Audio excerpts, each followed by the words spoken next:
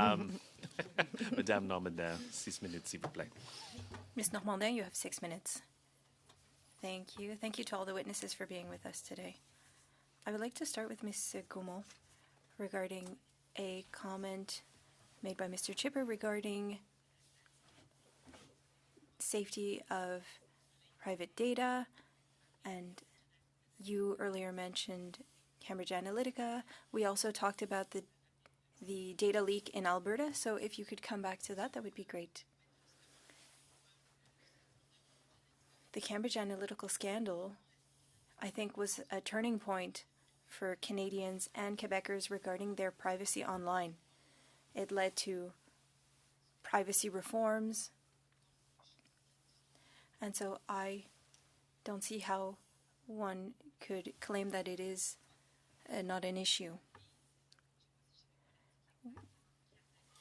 You made a recommendation regarding 444.6.1 and others that the government is exonerating itself from the application of certain provincial legislations. And if parties were subject to provincial legislation, there might be some disparity depending on the province. Could you share the advantages, the disadvantages, if the parties were subject to provincial legislation?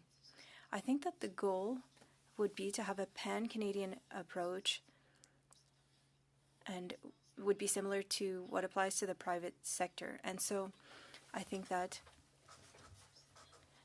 allowing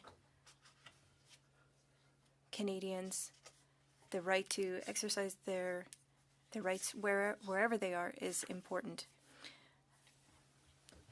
Could a party then have an internal policy that would be based on the province with the strictest legislation to ensure that they could comply throughout Canada? Could that be a good way to ensure that we are responding to the legislation by following stricter guidelines?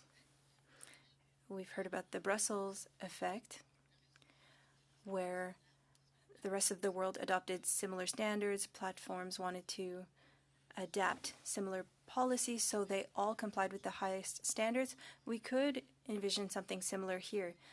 A BC effect or a Quebec effect, yes. Can you talk about the provinces who have internal policies that we could look to? You talked about the role that you've played in Quebec. Could you perhaps give us a picture of what's happening at the different in the different provinces? Quebec and BC are currently the leaders. They have the most updated privacy laws.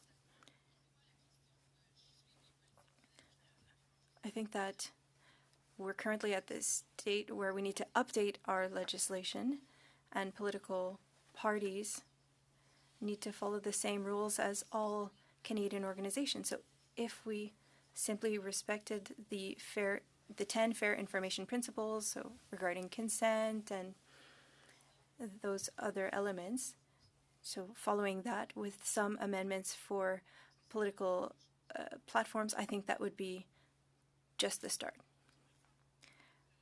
Thank you. Can you talk about the impact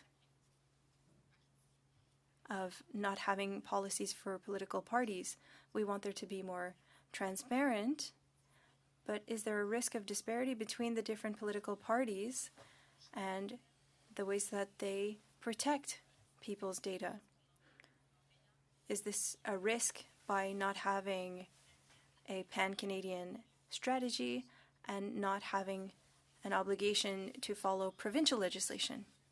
Yes, there is a race to the bottom in a way that can happen. If other parties have practices that are less optimal, less responsible regarding protecting personal data, but gives them a political advantage, well, this might lead others to lower their values in order to have similar outcomes. this could potentially lead to a race to the bottom. I have about a minute left. If we were to impose higher criteria to parties,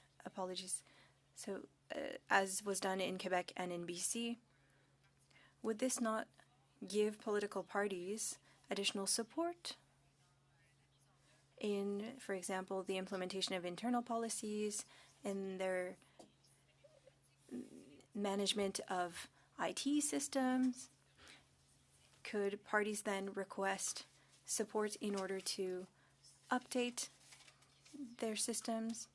That's a good question. If you're talking about financial support, I'm not sure. Technical support, actually. Probably. And this could also build more trust.